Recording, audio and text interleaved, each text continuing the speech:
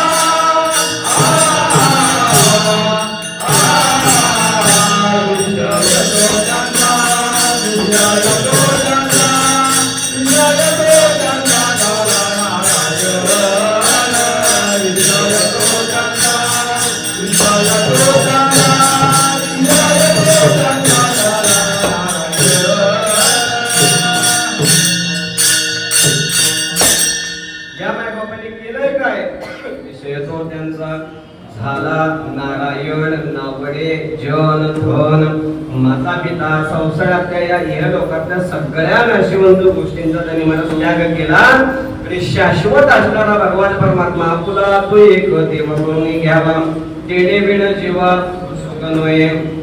या संसारातल्या सगळ्या गोष्टी नाशिवान आहेत, त्या सगळ्यांचा कधी ना कधीतरी ऱ्हास होणार आहे, पण या जगामध्ये एकच शाश्वत अशी गोष्ट आहे ती म्हणजे भगवान परमात्मा. सत्य तू विठ्ठला भगवान परमात्मा हा एकच या जगाच्या पाठीवर सत्य आहे. म्हणून त्याचा स्वीकार केला, त्याचा अंगीकार केला, त्याचं चिंतन केलं. आपल्या मनात सगळ्या आणि पिढा गेल्याशिवाय राहणार नाही. तुटे भवरोग प्रारब्ध क्रियमान संचित ऐसे विठोबाचे नाम उच्चारिता खंडे कर्म भवरोगा ऐसे जाय अनेक काय शुद्धके पत्य नाम विठोबाचे. भगवान परमात्म्याचं नामचिंतन फार महत्वाचं आहे. तुम्ही काही सेवा करा, कशी करा, भगवान परमात्म्याचं चिंतन करत असताना त्याच्यामध्ये केलं ना तुम्हाला सगळ्या कार्यामध्ये यश आल्याशिवाय राहणार नाही. आता जो आपला महात्मा आला ना आतमध्ये केळी घेऊन, आता कसं आहे त्याची अवस्था कशी आहे बघा. त्याचं इथं त्या गॅरेज आहे गाड्यांचं हे करण्याचं, पण त्याच्या कपाळाला कायम गंध असतो आणि त्याच्या मुखामध्ये कधी त्याला बघा हरे कृष्णा, कारण तो हरे कृष्णा मधला माणूस आहे. त्या हरे कृष्णा त्याची शेंडी बघा बघू कशी मोठी आहे. सर्व काळ हे करीता हरी बोला, अगदी नेहमी न चुकता त्याच्या कष्टात तो दिवसभर जे काही कार्य करतो ना त्यातला मुंगीचा खारीचा वाटा का होईना तो भगवान परमात्मा अगदी न चुकता आणून देतो आणि त्याच्या चेहऱ्यावरचं हास्य कायम बघा. कधी त्याच्याकडे बघितल्याने माणसाचा चेहरा हसला असतो. अरे किती जीवनामध्ये प्रत्येकाला संकटही आहेतच, बिना संकटाचा माणूस कोण आहे, पण त्या संकटाला सामोरं जात असताना सुद्धा आनंदाने जर त्या संकटाला सामोरं गेलं ना तर ते संकट सुद्धा म्हणतो साला हे गिऱ्हाईक बेकार आहे, ह्याच्याकडे जायला नको. किती जरी संकट आले तरी ह्याला दुःख काय, शेवटी ते संकट कंटाळतं आणि दुसऱ्या घरामध्ये जातो. म्हणून संकटाचा सामोरं जात असताना आनंदाने जा महाराज, तुम्हाला त्या ठिकाणी सुद्धा समाधान प्राप्त झाल्याशिवाय नाही. असं मला कशासाठी सांगायचंय, जगद्गुरु तुकोबाराय करून सगळे संतमय बाप त्यांनी बाकीचं काहीच केलं नव्हतं. संकल्पावी माया संसाराची त्या प्रत्येकाला संसार होता लक्षात ठेवा. अधिक सगळे संत सगळे बघा त्या संसाराला फक्त महाराज एकच महात्मा घाबरला आणि पळून गेला. कुठे गेला? सज्जनगडावर गेला. सज्जनगड माहिती ना कुठे आहे? साताऱ्याला गेले का कोण? त्या गडावर कोण पळून गेले? अक्षतेला आमच्या काय बघा अक्षता पडायला सुरुवात झाली. फळशीनं सावधान म्हटल्याबरोबर हे सावधान झालेले पळूनच गेले. आपण सावधान म्हटल्यावर असं बघतो मध्ये काय झालेलं असतं अंतरपाय मला कुठे दिसते पण ते एकच या जगाच्या पाठीवर सावधान झाले आणि निघून गेले. ते मला खरंच भगवान परमात्म्याच्या सांगण्याप्रमाणे ते सावध झाले. त्यांना माहिती होतं जर एकदा या सगळ्या 7 अक्षरा डोक्यावर पडल्या ना तर माझ्या गळ्यात पिशवी झाली टाळ कधीच येणार नाही. म्हणून त्या पिशवीला ते घाबरले आणि महाराज पळून गेले. आणि मग त्यांनी आपल्याला सगळ्यांना मला मनाचे श्लोक सांगितले. ते मनाचे श्लोक जर वाचले ना तर मला खूप माणूस अगदी सुधारल्याशिवाय राहणार नाही. मना सज्जना भक्ती पंथे सिजावे तरी तो श्री हरी पावी जेतो स्वभावे. सगळ्यात बेकार माणूस मनच आहे, लक्षात ठेवा. आपल्या इंद्रिय 10 आपल्याकडे मला 5 ज्ञानेंद्रिय 5 कर्मेंद्रिय आणि त्याचा अध्यक्ष कोण आहे? मन आहे. मन. बाकीची इंद्रिय आपल्या ताब्यात राहतील. डोळ्याने जर बघायचं नाही ठरवलं ना तर डोळे बंद करून घेता येते. हाताने जर टाळी नाहीच वाजवायची म्हटलं तर असं करून घेता येईल. पायाने जर मंदिरात नाही जायचं म्हटलं तर खोलीत बसता येईल. मुखाला नामस्मरण नाही घ्यायचं म्हटलं तर चिंतन खात बसता येईल. कानानं नाही ऐकायचं म्हटलं तर मला बशीन काढून करता येईल. सगळं करता येईल. पण मनानं जर ठरवलं तर माणूस कधी शक्य होणार नाही.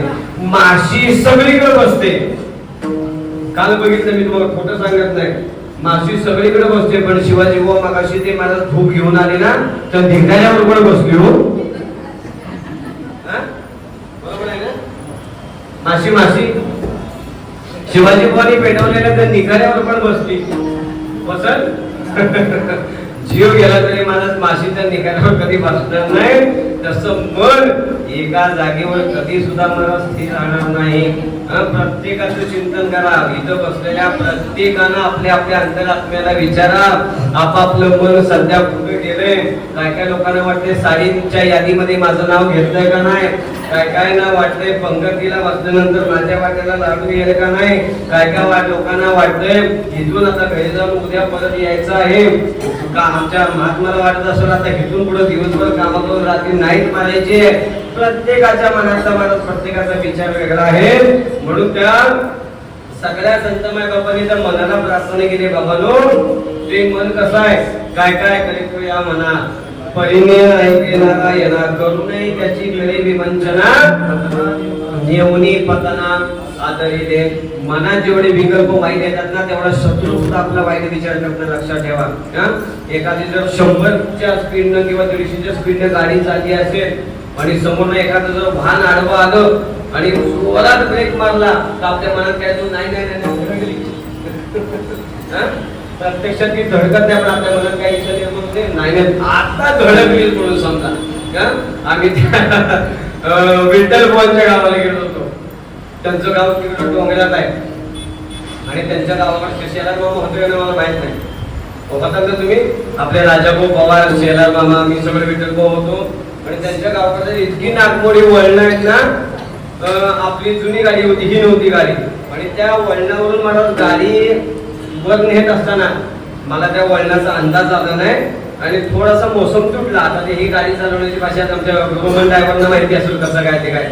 थोडासा मला त्याचा मोसम तुटला आणि चढ होता आणि मग आता नावेला झाला. गाडी स्टार्ट करायची म्हणलं मग ते जागेवर होत नाही स्टार्ट. त्याला पिकअप घ्यायला थोडंसं खाली यावं लागतं. आता आमचे विठ्ठल बुवा आणि राजाभाऊ पवार मागच्या बाजूला बसलो आणि माग इतकी खोल झाली होती की ते टक म्हणजे खूप मजा. आता सुद्धा माझ्या अंगावर काटा आला बघा.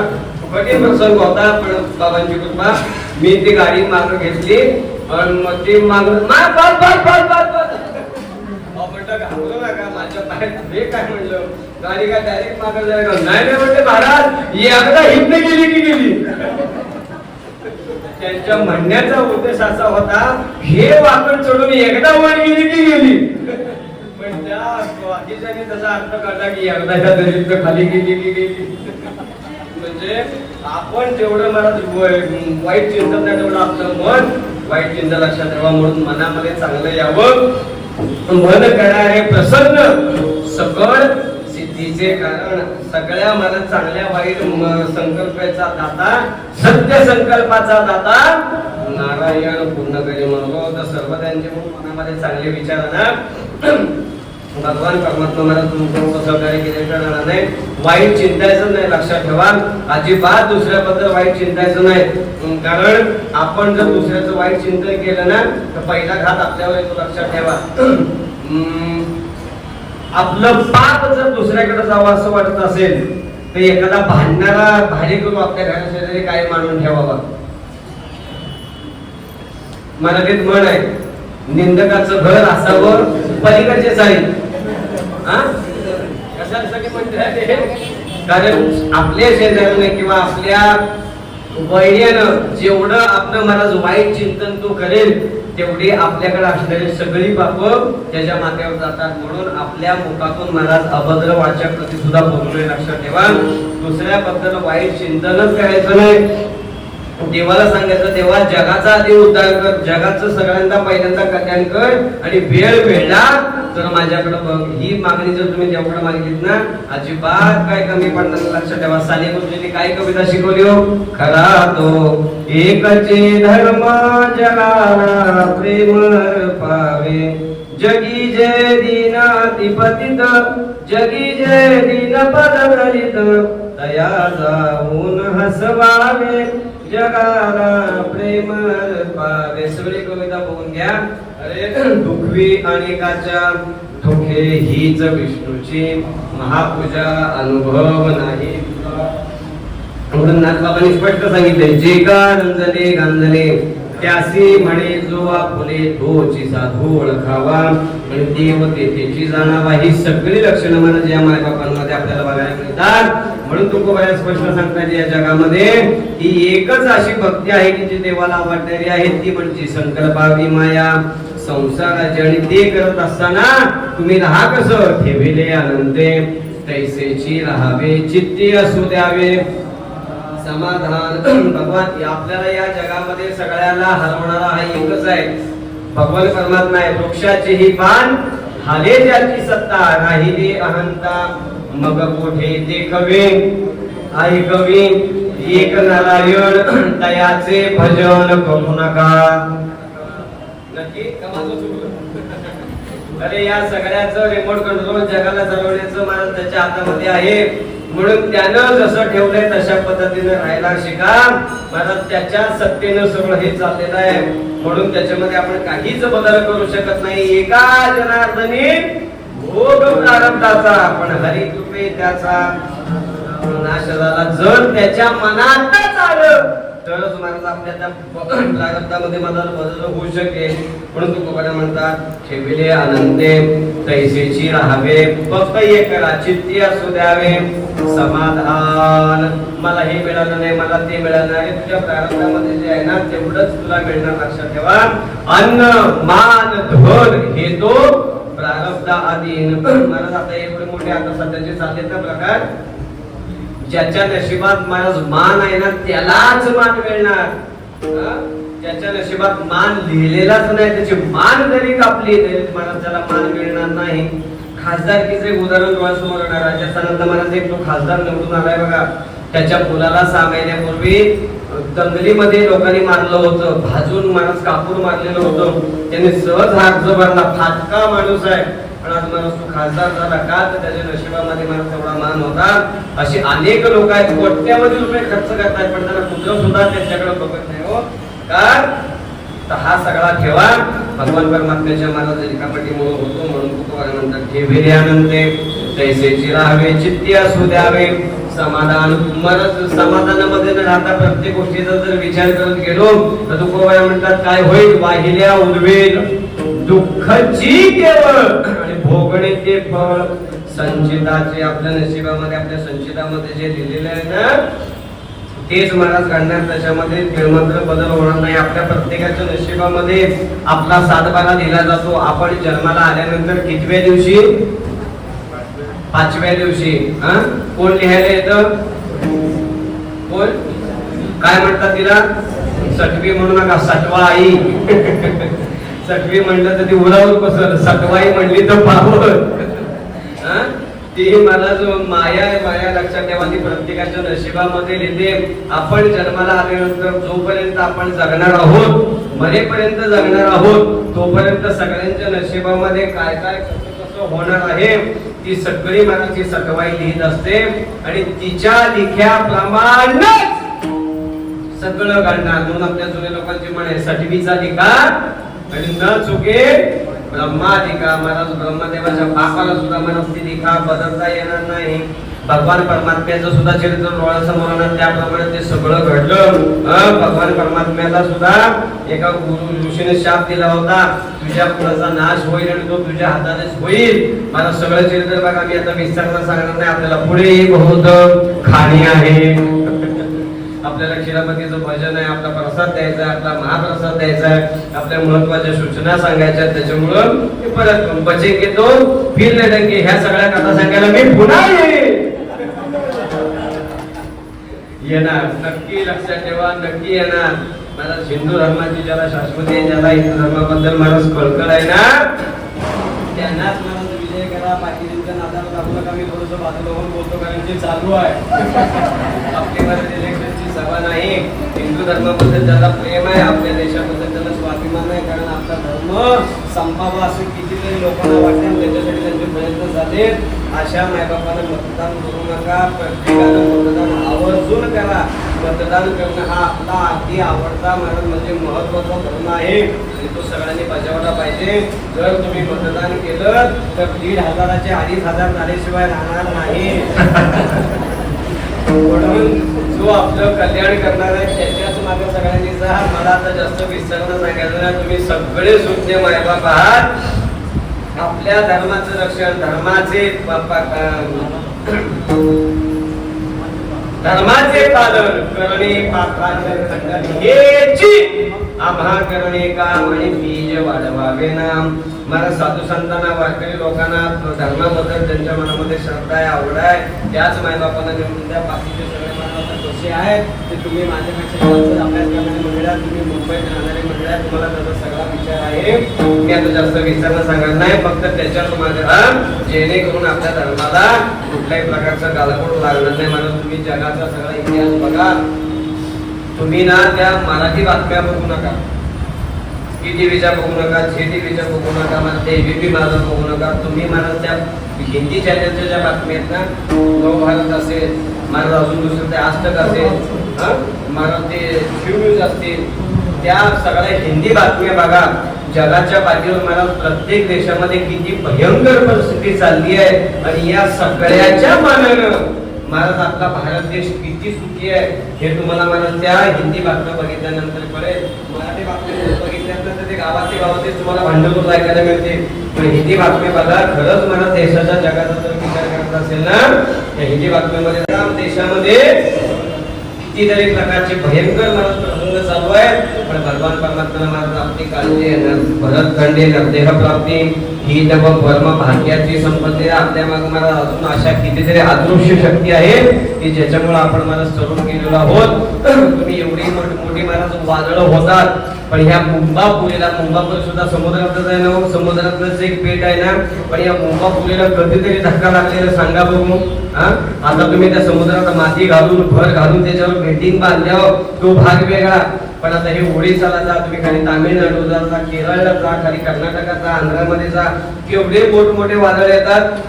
आता हा मागच्या आठवड्यापूर्वी आला होता ना तो दावा का काय नावाचं वादळ, त्या ओडिसाला किती मोठं नुकसान केलं. आता तोच समुद्र आपल्या मुंबईच्या बाजूला आहे ना, त्या समुद्राला वेळ लागणार नाही का आतमध्ये यायला.